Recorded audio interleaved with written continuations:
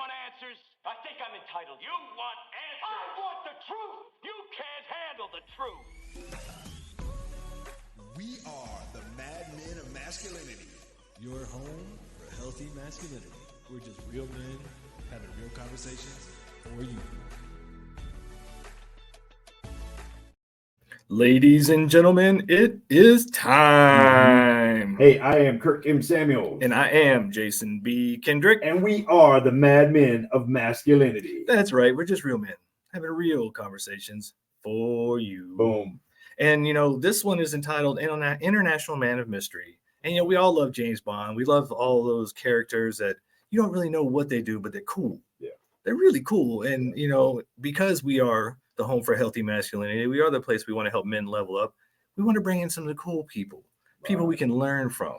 And, you know, today we brought in Mr. Chris Ward, who is an international man of mystery. Uh-oh. He is the one that we talk about when we're like, what does that guy do? Who is he? Why is he so cool? So welcome to the show, Chris. Thank you for coming on. No, it's an honor to be invited, gentlemen. I really appreciat you and all that you do. Absolutely, well, thank you so much. I hear you got a passport, man. You be doing some international stuff, man. What you doing over the pond? A couple of passports. So I have a couple. You got a couple. Oh, wait. Does the government know you got a couple passports? Absolutely, because you have some of those that have visas that are long-term, like 10-year visas that are still on the X passport that you need to, hold on to until you update your visas. See, some of us mailroom brothers, we lucky if we got one passport with a couple stamps in it. But. Right? Yeah. No, it's something I'm already learning because I didn't know I needed to have a couple for long-term visas, short-term visas. See, all these things are good to know because I like to travel, and one of these days I'll be traveling more. But I mean, okay. So what I know about you, Chris, is that you are a promoter, or what is it? You do LegalShield. Mm-hmm. So. Is that a promoter or like? I'm an independent contractor with LegalShield. So for the last 16 years, I've marketed probably the number one legal and identity theft service plans that are available on the market today, all across North America. So that's what I do professionally. So that's all you do professionally? No, because I was like, wait a minute, I know you do a lot, but what else do you do? Because I mean, I know LegalShield's cool because I think I even signed up under you because in my mind. Even if I spend $25 a month for 10 years and never use it, the one time I need it, it's going to pay for itself. So absolutely. I was like, okay, that sounds like a good deal. But what else do you do? Well, we want you using that. But yes, for the last 17 years. So I'll go back and give a little bit of my background so to kind of people understand where I came from. But my background was U.S. Army. So I served for 11 years, spent 4 years of that overseas. And when I got out, I didn't have a job lined up immediately after. I was applying for jobs here, there, and everywhere. At the time, living in Monterey, California. And a friend of mine approached me with an opportunity to go to India. So he was an ex-special forces gentleman that had provided bodyguard services for a bank president and CPA out of California that when he was going to India, he used to bodyguard for, asked me if I would like to take his position. And one, I wanted to go to India. And two, I didn't have a job. So it tends to work out. So my first visit to India was 3.5 months. Wow. And I thought that was going to be my last trip. But I went back 6 months later.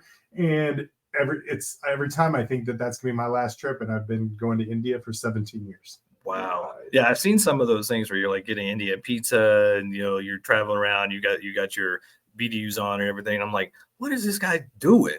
I had assumed that it was something along with sex trafficking, but you're like, no, it's bodyguarding. I'm like, well, that's cool. That's even better because now you're not like in the middle of things, but you did have some background in that. I know we both have the mutual friend, Katie, who does the global orphan prevention, and her ball is coming up soon, right? Like, or is it next week? Or? No, it's this Saturday. Was it this Saturday? She is the owner and founder of Global Orphan Prevention. So they've worked diligently to mitigate human trafficking in Nepal. And through my work in India and prior to during military service, I really just found human trafficking is probably the worst crime against humanity that can be perpetuated, primarily because not only are this in large children, and it's not just sex trafficking, it's also labor trafficking, but a lot of them are children. And oftentimes, and I'm an advocate because I want people to understand is that I'm an advocate for sex work.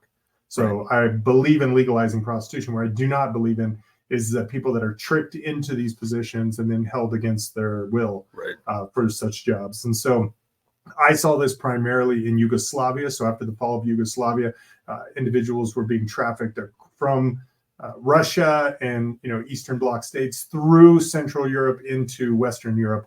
And so we saw a lot of those victims ended up in states like Bosnia. And I just saw the victims and how they were just devastated as human beings. And so that's kind of where I picked up back starting in 97 and then throughout. And then when I learned about Katie's organization, I understood from my work in India the insurmountable number of victims that are currently in India that have been trafficked from Nepal. And when I saw that Katie, this was her mission, I jumped on board. I've been supporting her for, I think, 5 to 6 years right now. Yeah, I think it was actually, that's how we met many years ago, was at one of her events. But yeah, I mean, I completely agree. I think it should be a product of choice and should not be, I mean, you should be free to do whatever you want to do, whatever, fits your personality or lifestyle, but to be forced into anything. And I know, we talk about dealing with the government and all the craziness, the taxes, things like that, and not everybody feeling like a wage slave, but at least in this country, you have a choice. I mean, maybe technically we may still be under that banner of wage slavery, whatever, but you still get to choose, what you do. So you have that, at least that much freedom. So yeah, I applaud you for being a part of that, wave of good to at least try to help out in the ways that we can. Because I mean, even going to India being a bodyguard, I mean, that's got to be just something that nobody even thought about. Like, gentlemen, you can get a job in India being a bodyguard. Did you know that? But even before that, you mentioned really quickly about military service. Yeah. Mm-hmm. Well, what's the military background? So I started I joined the U.S. Army out of high school, and it wasn't for any patriotic notion. It was a one-way ticket out of a small town. And so I joined in the middle of my senior year in high school, went directly into the Army, went to basic training at Fort Knox, Kentucky. So I was a cavalry scout. So I was in the armored division for the first 8 years of military service. And throughout my time in Bosnia, I spent 2.5 years in Bosnia total, the first year and a half of which I started to get involved in some of the more intelligence side of it. And so I decided to take the language aptitude battery through the U.S. Army and reclassify into human intelligence collection. So I spent a year actually without reclassifying. I spent a year in intelligence in Yugoslavia working as part of NATO's human intelligence asset called the Allied Military Intelligence Battalion. So I wore civilian clothes, hung out with people in the organized crime field. I hung out with a lot of my partners in the Bosnian intelligence service. And it was just a fascinating year out of my life. And then went to human intelligence training in Fort Huachuca, Arizona. Wow. That was a 4-month program, intensive program. And then right after that, went back to Monterey to study Russian. So my long-term goal was to be a Russian spy. Wow. Dude. Wow. See, this guy makes me tired just hearing it. How about you aspire to something big? How about you stop being a slacker and do something interesting? Yeah, I often feel like I'm lazy. That's a lot of people would, when they see me, they're like, you should really do something with this. No, I see a lot of your posts. I'm going, I'm tired looking at this dude. Like, I'm on the couch like, man, good for you. I'm tired already. But so military intelligence, it's not an oxymoron, or is that just a joke? It is. Okay, I was just checking. Really, if you can breathe and put a sentence together, you could be in military intelligence. So a lot of people think they're like, wow, this is the brightest of the bright. Right. And I'm like, no. But now, do you think the military aspect, and especially all the things that you did in the military, do you think that opened you up to doing all kinds of other things outside of the military? Like, most people wouldn't think to even that it'd be possible, let alone to take an opportunity to go to a foreign country and be a bodyguard. I mean, and so do you think that because you had such an interesting journey up front with that initial military career, that opens you up to possibilities of other things you can do after that? 100%. I think that for one is just the overseas travel, because I think there's a lot of fear mongering that goes along people working overseas. And I've spent so much time in developing nations that I just realized that a lot of the fears are, I think that are just non-valid. And I think that if people just are smart and maintain situational awareness and treat the locals with respect and make sure that they just kind of stay in safe areas. I've never personally had one situation in probably 5 years that I've lived overseas. Yeah, well, you made the point of situational awareness, which you live in this country. You see people driving around. Most of them don't have any situational awareness. And then you have the people who are the quote unquote ugly Americans going overseas. Why don't you speak English? Where's my Big Mac?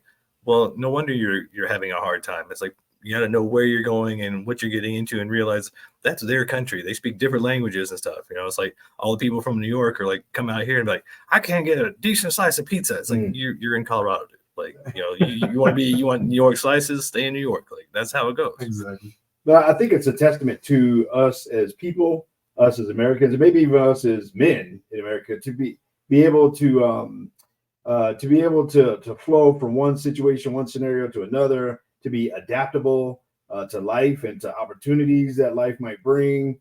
Some of those opportunities might be through career or just in any kind of way. But I think it's a testament to the fact that, if we don't close ourselves to different opportunities, man, you never know what kind of things you'll get to experience in life and places you'll get to go. Yeah, that's one of the things I experienced being quote unquote load toad. I was F-16 weapons when I was in the Air Force. So we put all the missiles and bombs, played with the bullets, all that stuff. And we used to joke that the only thing we were qualified for in civilian life was to throw bags. Granted, if I had been a little more open-minded, I found out later on that there was some explosive specific jobs for mining and construction, things like that. I could have been traveling around the world, blowing up, outdated munitions and, having a good old time, making lots of money. But I didn't know that. I didn't find that out. I think I was out like 15 years. And it was like, I could been doing what? Yeah. So, yeah. Oh, yeah. The civilian counterparts to a lot of the occupations of the military right now, I wish I would have known, because I would have been making six figures really early on in life, and I even knew that those opportunities were available. And so I would encourage everybody. I think it's a great in particular for, especially now with today's generation, is not really sure where they want to go into adulthood. And as opposed to burning money on taking college courses that you may or may not be necessarily interested in, is joining the military and, you can dedicate as little as 2 years, I think, in most military services in the military right now. I did 4 years for my initial enlistment only because of the college fund that was available for that.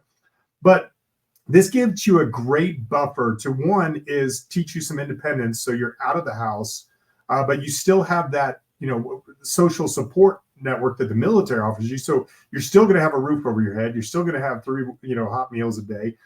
You have kind of an already friends group that's there to support you. And so I think that there's no better opportunity for people than to join the military, to at least give them that buffer zone if they're not 100% sure about what they want to do as they enter into adulthood. And then there's a lot of benefits. Even if you don't retire, the Veterans Affairs Office offers you healthcare benefits in perpetuity till you die. And then there's other benefits if there is some sort of disability that's implied afterwards. So, and then just the lessons that could be learned. Yeah. I think all of us have derived lessons, as you mentioned before, that may not even be military in nature. Like treat everything like you own it. Have respect. All of us military officials, we had to work in groups of very diverse working environments with people of different religion, of different race, of different political backgrounds.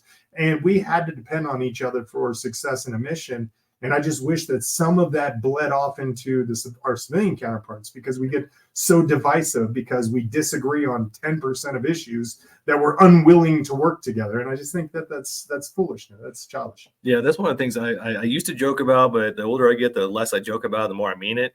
I think everybody should be required to 1 year of military service and 1 year of restaurant service. If especially when you've done both like I have, and you see the disparity, I think everybody should be required to do at least 1 year of both. Hey, I know one thing we're required to do right now. It's time for a break. Let's take a break. We'll be right back. Mad Men of Masculinity, KLDC 1220 AM. Boom. All right. What I like about this, we don't know where it's going. It's awesome. Good. It's so good. All right, you ready to blast through since we're good? Yeah, since you got a short amount of time, we're gonna get it going. And we're back. We are back. Yeah, Mad Men of Masculinity. Right here on KLDC. Yeah, and we're on the interwebs everywhere. Check us out, all over the place, man. We are having this is one of them kind of free-for-all conversations, and it's one of those, man, it really gets you thinking in terms of our journey, our opportunities, all those kinds of things. And, and yeah, Chris, you had a military background as the two of us, and have done a lot of things, since then as the two of us, and you've done a lot more in terms of like the international stuff and travel. You've seen different places, different cultures, all those kinds of things. Anything stand out to you in terms of like a lesson that you've learned, or any lessons that you've learned in your overseas travel and your work in overseas and other cultures? I would just say that the same adversity that we face in the United States, we face all over the world. Wow. And, it's to the degree, I think a lot of times we believe that we have, because just that American pride, I think that there's a sense of nationalism that a lot of people think that they're in the best country in the world, without realizing that the quality of life is not wholly dependent on what you own and what access you have to a lot of the luxury that the United States does provide. But I've been in, almost tribal communities, and everybody's playing and laughing, and, they're cooking, and everybody's, the family, the social construct that they have going on inside in their tribal life. Yes, they do not have air conditioning, but I've never seen children playing outside and enjoying themselves as much as I have in rural parts of Nepal and India. So I think that we have to understand is that a lot of times we get overwhelmed by the adversity that we face, not realizing that that is the best day in some other people's lives. Yeah, absolutely. Like, you may not have all the luxuries, but I don't even like luxury items. I think that a lot of the times and that's a whole tangent, but I think there are a lot of times that they're overpriced so that they are reserved for very few people, because if everybody had access to them, it wouldn't be luxury anymore. Yeah. So that was what we actually had Dan Gomer on, and he had an experience where he went down to Costa Rica and he came back. He's like, is simplicity bliss? And it's like, and to your point, a lot of times we get so caught up in the basically materialistic rat race here in the West, especially in the US, and it's just shoved down our throats. We're like programmed to like, oh, get the new iPhone, get the new thing. And you see the commercials, and then it's like they push a button in your brain. All of a sudden you're like, I gotta have it. But that doesn't bring you happiness. That's just one more dopamine hit, just like all the smartphones and all the scrolling and the TikTok. It's just a couple more dopamine hits keeping you on that treadmill of addiction. Whereas if you do unplug and doing something like being in the military or going overseas where you get a different perspective. And when I came out of the military, or even before I went in, my dad's last duty station was Huntsville, Alabama. So I went from Nuremberg, Germany to Huntsville, Alabama, and talking about culture shock. So, but a lot of those people there, they had that very much like America's the best country on earth, this, that. And I'm like, how do you know? You haven't left the county, much less your state. So you haven't even seen all of this country. And you probably would freak out if you went to the West Coast. So it's one of those things like having some experience in traveling and understanding we're all human beings, and getting out of the Western rat race of materialism and simplifying, going to some of these tribal nations, you will probably learn a whole lot more. And maybe even I think one of the things we're dealing with now as a crisis in the US is a spiritual crisis. We're getting away from that connection to source or God or whatever your version is, because of all the materialism and the rat race and the chasing of the dollar and the stuff, and getting back to something that's more survival. You get back to that kind of survival nature where you're just like, that's what I think why camping is so big here. It's like, once you're camping, and granted, we come in with our, glamping, our campers and all the stuff. But I mean, once you get down to fire and food and shelter, once you get to have those three things, then it gets basically back down to this is really all we need. Yeah. I had the opportunity 9 years ago to go to Rwanda, and it's been almost 2 weeks there. And just to see everything we don't have, or everything we do have that, we take for granted, that they don't have, and they don't even, we a Costco. I mean, come on, man. I mean, golly, our grocery stores don't even have doors. I mean, 24 hours a day, you can basically get anything you want to eat. And, the other places, they eat what they grow in front of their house. They have a milk from a cow or a goat, for their milk. I mean, and so many things that we don't even realize that is just normal for us. That's not normal everywhere else. And when I got home, and the first time I got in the shower was my 15 shower settings on my shower head, and I'm like, these people got to walk, miles just to get a 5-gallon bucket of water so they can bathe if they want to bathe, or, or have water to drink and all these other kind of things. And so we take so many things for granted, man, that we don't realize. We call that the third world, but a third of the world lives like us. No, absolutely. And you both nailed it. Essentially is that we're natural beings living in an unnatural world. And since the advent of the monetary economic system, we've been having to keep up with this way of life that is not natural. And I think that progression through the last 150, 200 years is what has led to the epidemic of anxiety and depression that we're plagued with today, is because we've gotten away from being outside in nature, and when I went with Katie to Nepal a couple of years ago, back in, was it 2021, because I wanted to see where all the money was going. I wanted to see the school that was being built, the orphanage for the little girls there up in the mountains. It's a 7-hour horrible drive up from Kathmandu up to the village where her orphanage was. And while I was up there, there was little to no signal. And so as opposed to just trying to wait and figure out when I had signal, I turned my phone off. And for 7 days, I did not do one phone call, didn't check one email, didn't even look at it for 7 days. And I tell you, it was probably the best 7 days that I've had in my adult life. Not just being in Nepal, not just being surrounded by the villagers, but that disconnect from technology. And we bathed every other day. Katie, Eric, and I went down to the river and bathed in the river because the well was broken. They had a rock slide from a torrential rainfall that had knocked out the well. So we didn't even have water to bathe in. So we went down to the river, bathed in the river, and all of the food was cooked right there, like you just said, right outside the door. They brought in the food, so we had about the same meal every day for a week, and I was in heaven. Yeah, absolutely in heaven. Yeah, there's something about getting back to something that, getting away from, and I think it's something we don't realize here in the West because we're so inundated with EMFs and radio waves and cell phone waves and all these different things that we don't even realize how that affects everything. Like I was watching something where they were talking about the EMFs just from the plugs and the refrigerators and the microwaves, things like that. When you put fruit or vegetables, say, on your counter and you're just waiting to eat it, they go bad so much faster because of all the extra energy and stuff. And then we're like, well, if that happens to fruit, that happens to vegetables, what is it doing to us? We wonder why we're losing our minds and need to. There's actually a lady in Boulder at the CU Boulder who did an experiment and wrote a book about it called 3-Day Effect. If you spent 3 days out in nature with no cell phones, no electronics whatsoever, and got back in touch with nature, you would cure about half to more of your, probably 75% of your depression or any of the issues you have, because you have unplugged. And to your point, I think unplugging and taking the time to get out into nature, ground yourself, get away from all of the frequencies and things that we are just surrounded by, especially in the cities. I mean, here in the Mile High City, we've 5G everywhere, Wi-Fi everywhere. Like I used to turn my Wi-Fi off and put my phone in a Faraday cage until I realized I live in an apartment building. So I'm surrounded on all sides by everybody else's Wi-Fi. So it's kind of like, well, I guess this is where I'm at until I can get a cabin in the woods. But for our own mental health and physical health, getting back into nature as much as possible, and then even taking trips to places like Costa Rica or Honduras or Mexico or wherever you feel like going, where they do live a simpler life. You might, like Dan Gomer, when he came on, he had a whole life like reset.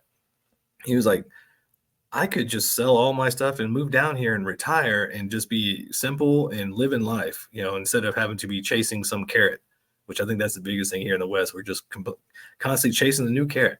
We got to do things like take vacations. Mm-hmm. I need a vacation. I need a vacation from my life. I need a break. I need a getaway. And then we do stuff like, and I love cruises. I love taking a cruise. That's my favorite vacation in the world.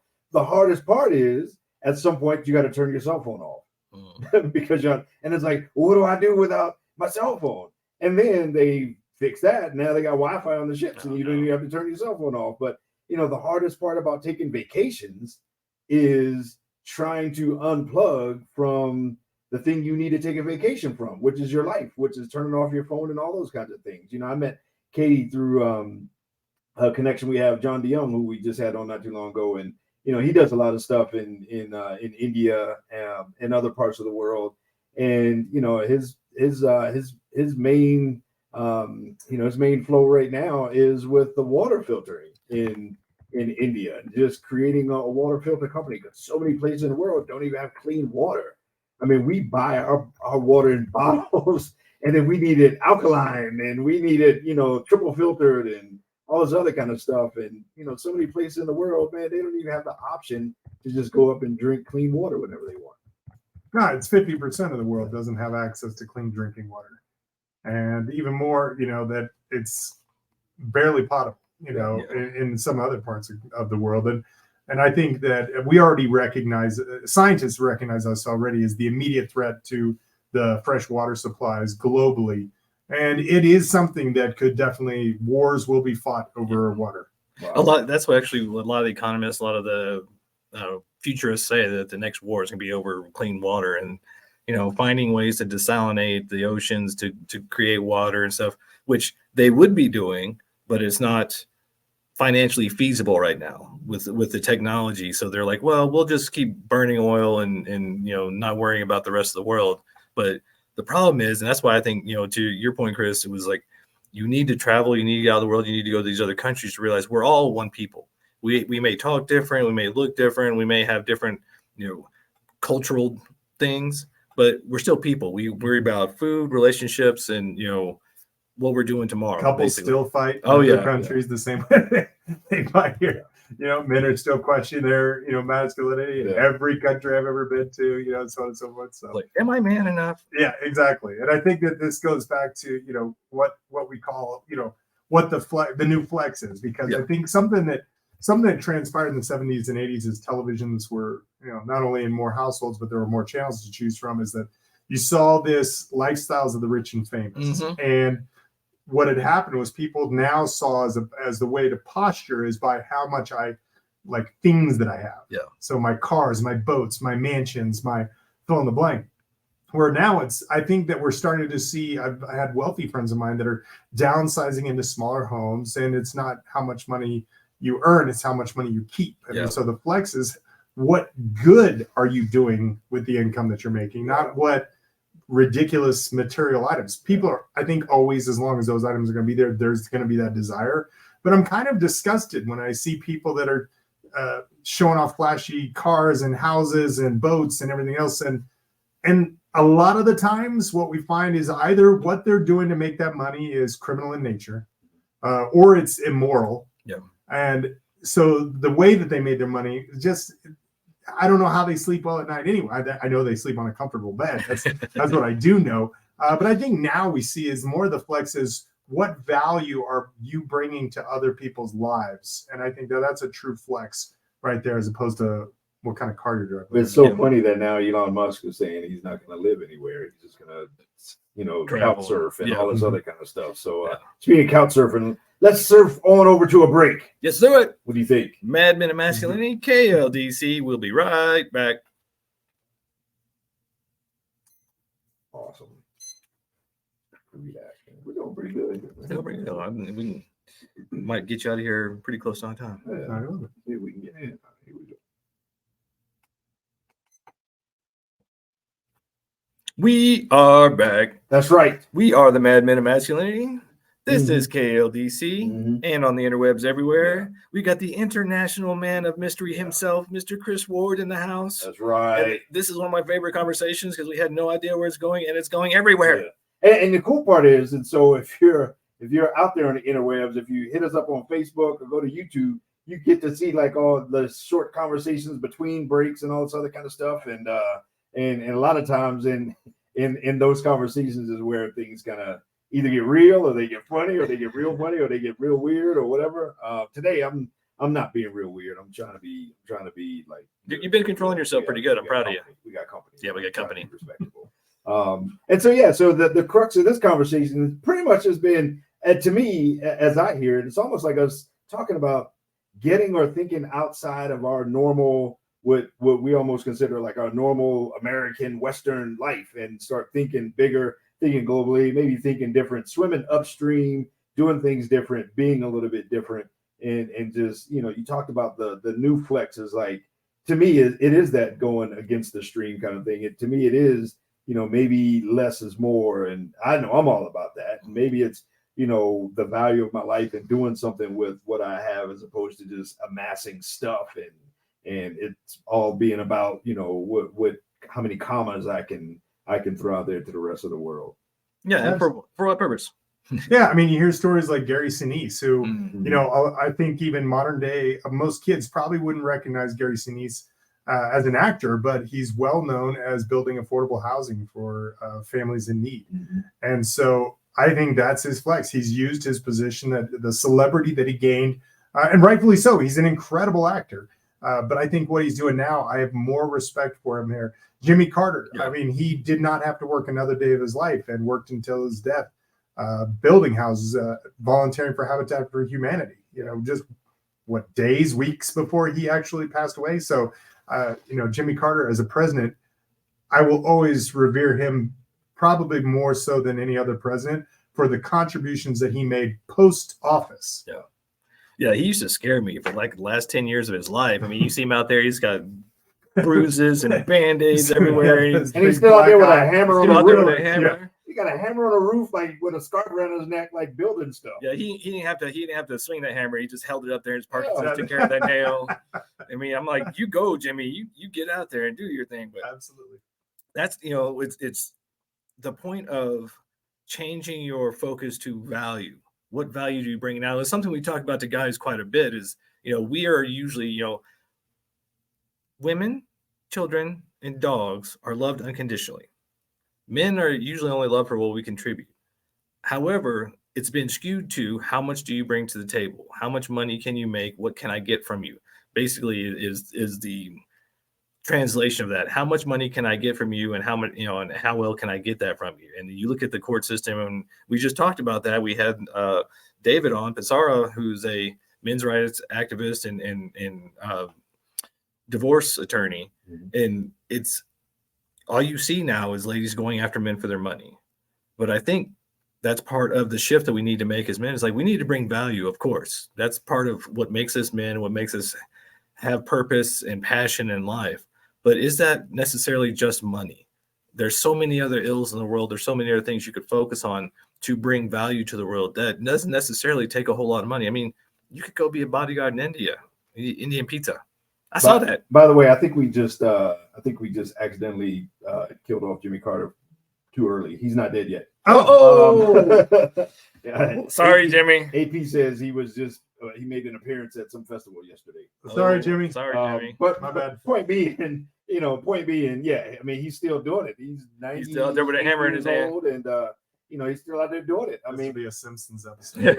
Tomorrow at the news, they'll be like, "Oh, they prophesied did at it. 5:30." I did hear at some point recently that he was like officially in hospice care and that kind of Yeah, stuff. that's what I thought. But AP says he just made it an appearance. Oh, good. Either way, Sorry, Jimmy. the point doesn't change. No. I mean, as after office, it's almost like he never stopped working for good, Yeah. and he never stopped doing good things. And I think, man, us as what if as men we latched on to the idea of doing good with our life beyond just even the measurables or the tangible stuff, the stuff that shows up on the tax form or the stuff that shows up on a resume. I mean, what if our legacy is the stuff, the good stuff that we left behind, and the interesting life that we led, as opposed to just trying to keep up with whatever status that we're supposed to have. Yeah, I bet you if you really got into kind of the mindset and the purpose and passion that he had,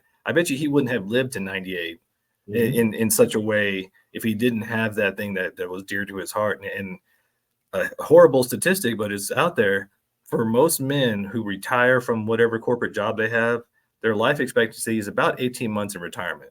Because once you've spent all your life chasing that carrot and doing whatever thing, and you don't have a purpose or passion after that, you're just out. You're like, well, what am I here for? And men need purpose and passion.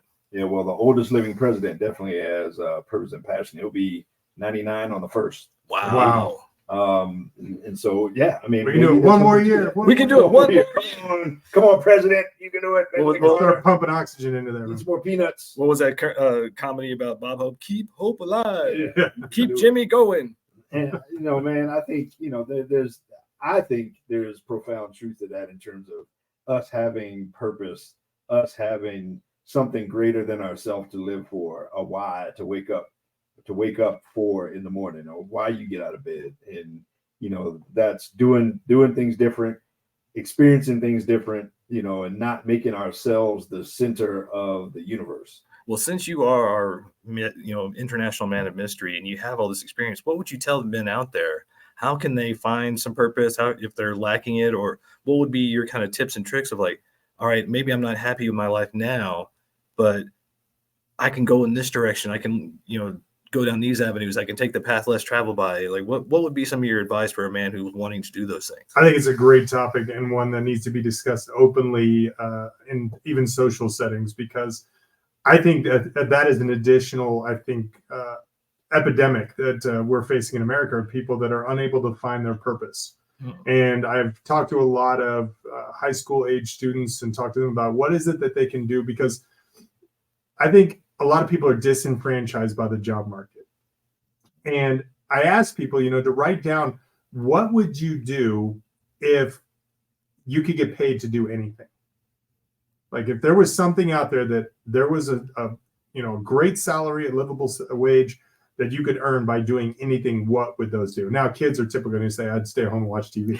Play video games. Yeah, I play video games. Well, and if, there are people that make an incredible living playing video games. That's the thing. I have friends who are gamers that they make an incredible living playing video games and broadcasting them on YouTube. Yeah, you just got to remember that, when you become a professional gamer, that's all you do. It can take the fun out of it. Yeah, I would. That doesn't sound like my thumbs would just fall off. I could. Yeah, exactly. Like, after the first Nintendo series was over, that was pretty much my gaming life ended right there. But I think identifying what you're passionate about is doing just that. Is what would get you out of the morning on mornings that you don't want to get out of bed? Like, when it's cold and you're comfortable under your blankets, what is it that would make you jump out of bed to go do, early in the morning? And then do something that, that you would do whether you were getting paid or not. And that's why I tell people, because a lot of people say, Chris, you've been doing LegalShield for 16 years. What is it? Why LegalShield? And I said, because I would recommend LegalShield to people whether I was getting paid for it or not.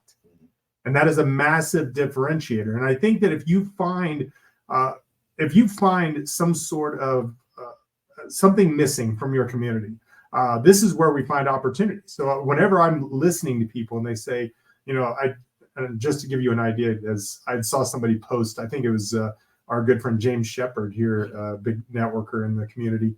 He had shared a post, and I think he didn't create it. I think somebody else did. He just shared it.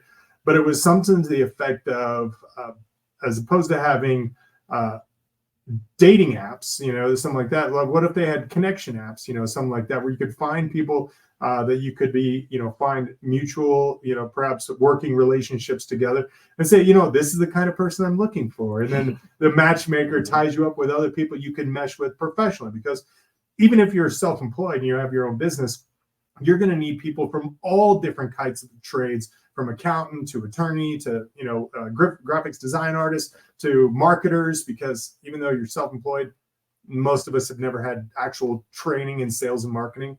So you're going to need all of these people to help you. And so why not have an app that can connect you with other people like that? LinkedIn is a little bit like that, but but if there was a dating app, but it wasn't for dating, it was for connecting professionals. And I said, James, I think you found a business opportunity. Yeah, networking app. If you see something that's missing in you, I did this in California. I was talking to a couple that they had an outdoor lights business. So for Christmas, they went out every holiday season, and they had people that were contracted that annually they'd go put up their lights on their houses and their trees. And then weeks after the holidays were over, they'd come and take all those away, put those lights in boxes, and then come back and do it the next year. But they were like, well, okay, that's great for the holiday season, but we've got to figure out, what is a market that we can fill the rest of the year? And I said, I know exactly what it is. One of the it was the non-emergency medical transport companies had been purchased, and we were running them out of a neighboring city. So now those vans were no longer going to continue into Monterey, where I lived, Monterey and the surrounding area. So I said, now anybody that calls for non-emergency medical transport is going to spend thousands and thousands of more dollars to get that service. So I said, why don't you start a non-emergency medical transport service? Because there's no competition in the county of 150,000 people. I said, so even if, So they started up their company, and first year, we're at a profit margin. We're in profit. And I said exactly. And now they had to work their tails off because the calls that they got they were constantly getting calls. They were having to turn business away. And so they worked on their marketing, and they started, at a shoestring budget, just enough to buy vans.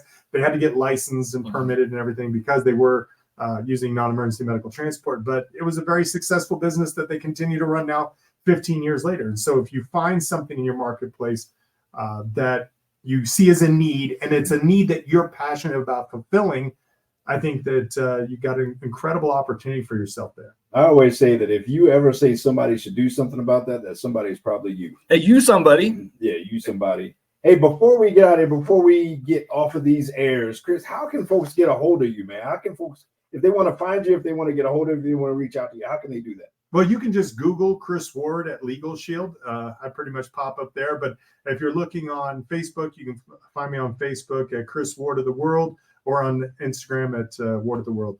That's awesome. I'm sorry you couldn't stay the whole hour, but I'm so glad you could come in for 3 segments. But thank you so much. This was an awesome. Absolutely. It's always an honor to share. So I appreciate you gentlemen inviting me out. We'll have to have you back because, even though we didn't know where this conversation was going, I think there was lots of golden nuggets, lots of things that people need to hear. And we'll definitely have you back. This needs to continue. We need to have some more of these conversations where we don't know where they're going, but it's all gold. We're digging for gold. That's kind of how my here. mind works. I never know where it's going. Awesome. We'll be right back, everybody. Madmen and Masculinity, KLDC.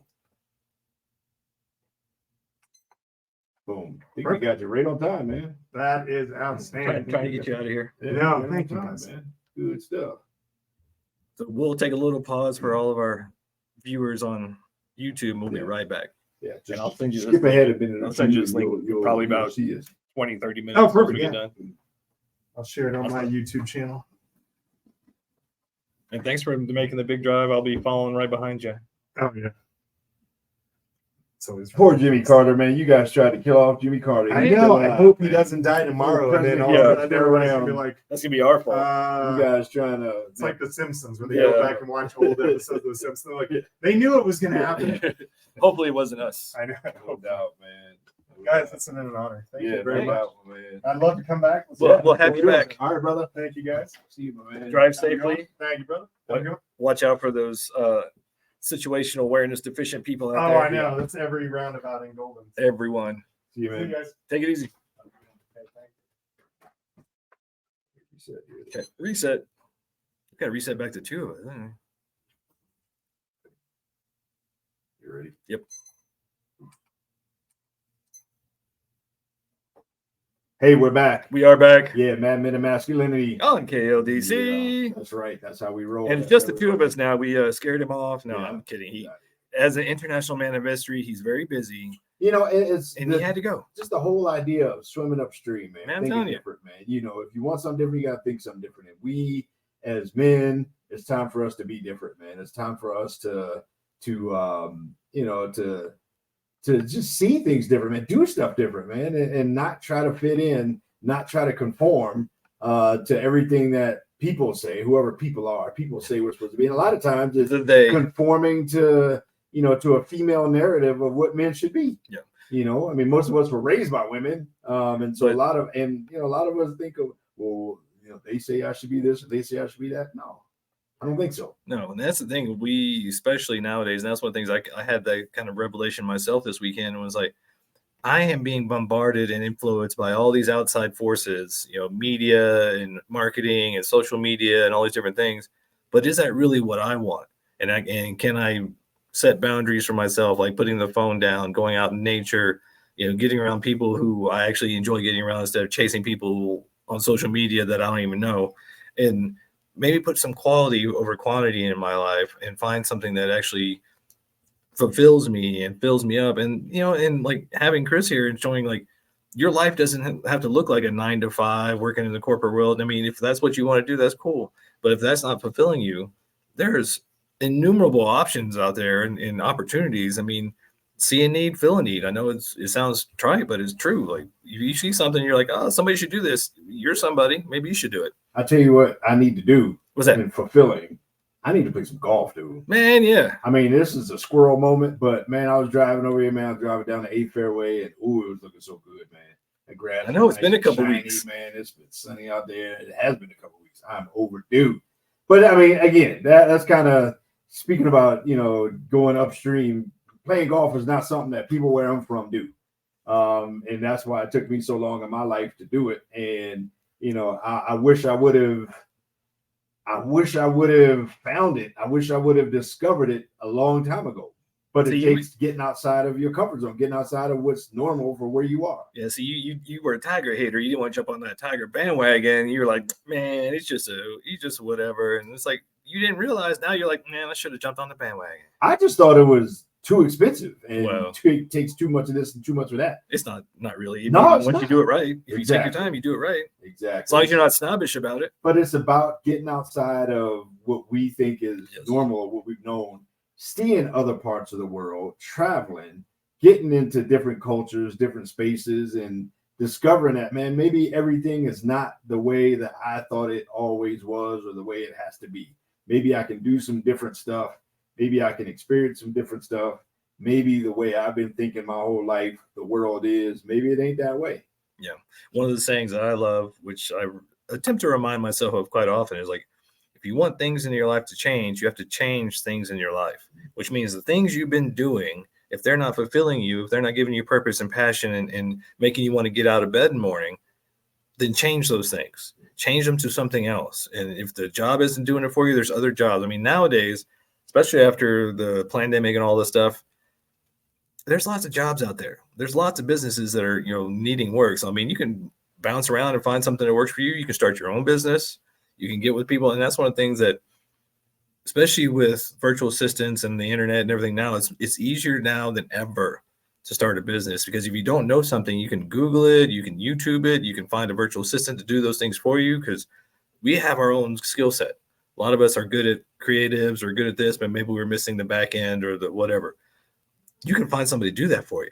Yeah. And you can create a business that actually might be fulfilling for you, that fills a need that you see in the world that could finance the rest of your life. And then you don't have to take a vacation from your life. You can actually just have a life that you enjoy. You know what? And the internet has made it a whole lot easier to monetize and to make a career. Now, a lot of people are taking advantage of that in some, I think, maybe some not so healthy ways. But I mean, what I'm thinking of now is, man, YouTube, man. There's people with YouTube channels that, you know, I'm gonna confess. A couple of my favorite YouTube channels is a guy that he built a pond like on his property, like a 5-acre pond, and it was all about. It started off with how he built it and what he, you know, how he constructed it and whatever, and then it was, you know, filling it and getting the water right. Then it was stocking, and this is over like the course of, you know, a year or two or something. You know, stocking it with, you know, with fish and then the wildlife, and he puts cameras up all over the place, and he just talks about that. You know, another one is a guy in South Florida that just films boat ramps. I mean, just films boat ramps and, you know, people trying to, you know, like dock their boats, and you would think that, but it's pretty comical, man. I'm telling you, man, it is. You know, just watching people dock their boats. Are you eating special gummies or no, some man, herbal help when you're watching these videos? You know, there's other guys that they literally just film boats coming and going. I mean, I'm telling you, man, the point is, but this guy's got like hundreds of thousands of subscribers, man. I mean, this guy, that's his full-time job, is just going out and filming boat ramps. Yeah, there's a guy who cracks me up, Corey B. I think is his name, Corey B. But he just does these like almost like reaction videos. Like somebody says, "Oh, you can make a, you know, Wendy's flurry thing, or you can make, you know, these, you know," and he just does these recipes. He's like, "Hey, no way!" And then he does it, and you know, he reacts to it, and it's comical as all get out. And I'm like, how did he come up with that? Because I can't get enough watching it because I'm cracking up the whole time, and I want to try like 90% of those recipes. Like, I mean, see a need, fill a need, or if something, I mean, nowadays you can film anything. And if it's entertaining and informative and people want it, you know, don't try to change the world too much like we are, because people are resistant to it. So we're on a slow build. Yeah. One of these days we'll get viral. But yeah, I mean, to your point, you can film anything and people are going to watch it. I'm telling you, man, I mean, it's a thing. And so the whole point is thinking outside of the box, doing things different, opening yourself up to different opportunities. You know, young folks today are, you know, I almost think, afraid or want to shy away from joining the military for different reasons and all this other kind of stuff. And man, you can get all kinds of experience and see different places, and you can, get you get education on some stuff. You can learn a lot of stuff. You can get, you can come out of that experience with knowledge and information that directly transfers to a career in the outside world that, in the civilian world that you would otherwise have maybe had to go to college for, and all this on top of getting the GI Bill and all these other kind of things. But the whole point, I think, of all of this today is just thinking outside of the box and doing things different and not being stuck in the same lane of the highway. Yeah, there's so many opportunities out there. And one of the things, I'm pro-military for the fact that I grew up as an Army brat. I went into the Air Force, and had I not, you may not make the most money while you're in the military, but if you want to learn something and have it paid for, and then have the option afterwards of going to college again and having that paid for. Oh, and if you do 2 years, you can have medical care for the rest of your life in perpetuity, like Chris said. I use that. I utilize that. These are all benefits that you have. So maybe take some time to research the jobs and the forces and decide what works for you. Like Kirk is Coast Guard. He loves boats. He loves being on the ocean. I love planes. Like if I had been a little smarter or maybe a little more headstrong or, a little more aggressive, I might've been a pilot. But because I love planes, I went in the Air Force. I worked on jets and, played with bombs and things like that. And had I been a little more on it and researched a little better when I got out, I could have been like doing some of these government contract jobs, blowing up old munitions or whatever, and, making lots of money, traveling around. So to Kirk's point, having an open mind and not getting stuck in the box. We live in so many little echo chambers nowadays, especially because of social media and stuff and where we live. Having an open mind to the point of, hey, what is that? Let me learn about that and see that there's other options, because you could do whatever you want to do, especially here in the States. You have the option. And yes, we're pro-military. We all did it. But if that's not your way, there's other ways of doing things. The internet is worldwide. It's global. So you can find a niche. Just, you got to be persistent, though. I've been in college and I've been in the military. You go to college, you can be broke. Most people that go to college, while you're in college, man, we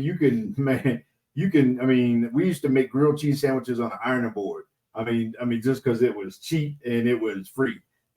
So you're going to be broke. You can spend that same 4 or 5 years, in the military on one contract and go to school. I take my son, for example, he definitely is not a college type, but he went in and he's already been through 2 different schools. He's stationed at a base right now where he's working. He's making a career. He's off the books, like off the parent books, meaning he's bought a car. He's already on a plan to get his RN, his registered nursing license, while he's in, and have them pay for it in the next 3 years and come out as an RN. And he'll still have the GI Bill if he wants to go back to school. Yeah, and he's getting fed. He's getting housed. Hey. So sometimes, the old way was high school, college, yada, yada, yada. But nowadays, your best option, especially if you do a little research, will probably be the military. Yeah. And there's so many different ways to think out of the box. And so, yeah, especially if you're a young, and if you're not, guess what? You can do something that is your passion outside of your work. You can have something that is your career, something that pays the bills, and you can also have something else that you do outside of that fulfills a greater calling in your life. You can have a 9 to 5, and you can have a 5 to 9. And so don't think that you have to. I got a job, so I can't do anything else. No, okay, you got something that pays your bills. Now go do something else that pays that pays your life's rent in terms of you being here. Like, what's your purpose? What's your why? Why did you beat 40 million sperm to get that egg? Yeah, you can look at your job, your 9 to 5, as the financier of your passion, of your project. And that's what Kirk and I have been doing for 5 years now. We've been talking to you crazy folks over the internet for 5 years while we're doing our Clark Kent jobs, coming here to do our Superman thing. And, maybe one day this will take over and this will be what we do full time. But even if not, this still fills a big hole in both of us, fulfilling our purposes, fulfilling our passions, and feeling like we're doing something good in the world. So there's so many options out there. Yeah. So you can follow a Chris Ward path and go in the military and then come out and be, Secret Service, bodyguard, whatever, James Bond kind of stuff. Or, you go be an artist, go do whatever, but you have the options. So please, please, please don't get stuck in whatever hamster wheel you're on and think that you're just stuck there. You can get off and find something else. Do something that has some passion, that gives you some kind of passion, some kind of fire, something that you look forward to doing. Do something like, whether that's your career or whether that's something you do outside of your career, but something that is your passion. We live without passion and we end up being just stuck in the rat race, and you wake up, you go to work and pay the bills, and eventually you die. And it's like, life is too short for all of that, man. Find something that is your passion. Go do that. Go make a difference. If it wasn't for our full-time jobs, we wouldn't be able to do this right now. But guess what? We got a couple sponsors coming on board, man. Sir. You know what I'm saying? We're producing economy through this show. You're going to start to hear some sponsors, see some sponsors, some folks that are partnering with us commercially and doing this thing. And so, man, it's a good feeling. So go out and do that kind of stuff, folks. Yeah, go out and do that. Find people that are like-minded, partner together, and drop your little pebble in the pond. Make your little ripples in the world and make a dent in the universe. And we want to encourage you to live your passion. Yes. Man. If you're a man, if you're living your passion, then you're living exactly what you're supposed to do. Something that makes your life better by making the world a better place. And so with that, Mad Men out.